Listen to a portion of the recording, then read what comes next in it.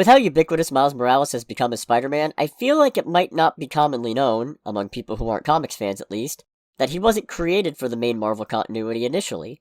When he made his debut in 2011, it was as part of the Ultimate Universe, stepping up as Spider-Man in the wake of that universe's Peter Parker dying. Miles and several members of his supporting cast would ultimately become part of Earth-616 when the multiverse was recreated in the wake of 2015's Secret Wars, which begs the question, was there already a 616 Miles before then?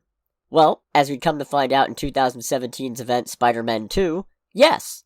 The 616 version of Miles Morales is significantly older and shadier than his more popular counterpart, a longtime friend and associate of the Kingpins who only left the criminal game due to that most ancient and noble of reasons, meeting someone special.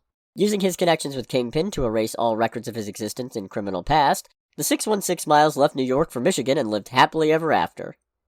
At least until his love Barbara died, at which point 616 Miles decided to take advantage of living in a world of comic book super science and look for an alternate world where she was still alive. Hiring Taskmaster to help with this task, his search brought him into conflict with Spider-Man, both Peter Parker and his alternate universe doppelganger, though 616 Miles was ultimately able to achieve his goal and meet with a counterpart of his deceased love. In the Ultimate Universe, no less, functionally replacing his Spider-Man himself.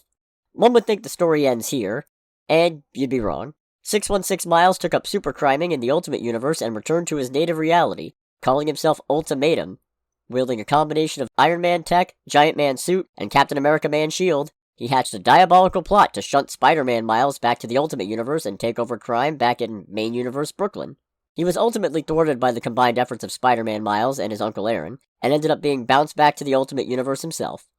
Given that Spider-Man's animated movie outings deal heavily with the multiverse, I could spin a whole web, about tentative connections this might have for the Spider-Verse movies. But really, I just thought making a clickbaity title where I tease some big giant reveal about the Miles most people are familiar with only to veer off and deal with a completely different Miles would be funny.